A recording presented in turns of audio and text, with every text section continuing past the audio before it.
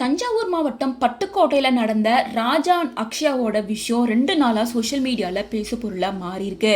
அதாவது தஞ்சை மாவட்டம் பட்டுக்கோட்டை அடுத்த வட்டாத்தி கோட்டையில் இருக்கவர் தான் ராஜா. இவர் டிரைவராக இருக்காரு. இவரோட உண்மையான பேர் தர்மராஜா. இவரோட மனைவி பேர் அக்ஷயா. இவங்களுக்கு 35 வயசு ஆகுது. 4 வயசுல ஒரு மகன் இருக்காங்க. BA முடிச்ச அக்ஷயா திருச்சி மற்றும் கோயம்புத்தூர்ல பியூட்டி பார்லர்ல ஒர்க் பண்ணிட்டு இருக்காங்க. ஸோ இந்த நிலையில கடந்த சில நாட்களாவே கணவன் மனைவிக்குள்ளார பிரச்சனை வந்திருக்கு.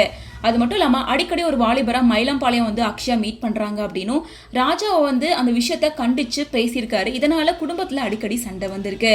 ஒரு நாள் கையும் காலுமா கள்ளக்காதலோட அக்ஷயா வீட்டில் இருக்காங்கன்ற விஷயத்த கேள்விப்பட்டு உடனே வீடியோ எடுத்துட்டே பேசுறாரு. அது யார் அப்படின்னு பேசும்போது 2 பேத்துக்கும் நெருங்கிய ஒரு நண்பரா இருக்காங்க. இதனால கோவம் அடைஞ்ச ராஜா அக்ஷயாவை தாக்கியிருக்காங்க. முகம், கை, கால் அப்படின்னு எல்லா இடத்துலயும் கத்தியால கிழிச்சிருக்காரு. அதுக்கப்புறமா மனைவியை அந்த வீட்டுக்குள்ளாரே பூட்டிட்டு அங்கிருந்து வெளியே மகன் கூட சேர்ந்து ஒரு வீடியோவை போஸ்ட் பண்றாரு. அதாவது, தமிழக காவல்துறைக்கு வணக்கம், இன்னைக்கு என் குடும்பமே அழிஞ்சு போச்சு, என் குழந்தைய என் கூட சேர்ந்து சாக போறான், என் மனைவிய கத்தியால கிழிச்சு போட்டுட்டு வந்துட்டேன், இது எல்லாத்துக்கும் காரணம் திருச்சியை சேர்ந்த ஜோஸ் அப்படிங்கிறவர் தான், அவனால எல்லாமே போயிருச்சு அப்படின்னு அழுதுகிட்டே ஒரு வீடியோ போஸ்ட் பண்றாரு.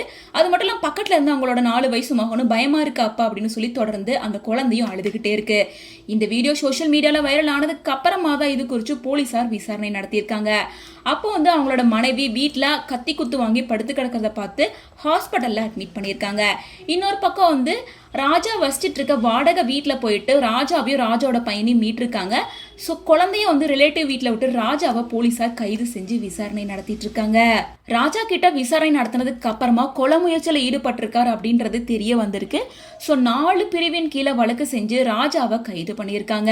ஸோ இப்போ இவங்களோட மனைவி உயிருக்கு போராடுற நிலையில ஹாஸ்பிட்டல்ல அட்மிட் பண்ணப்பட்டிருக்காங்க. ட்ரீட்மெண்ட் போயிட்டு இருக்கு. கண்ணம், கழுத்து, கை, கால் அப்படின்னு பல இடத்துல தாக்கியிருக்காங்க.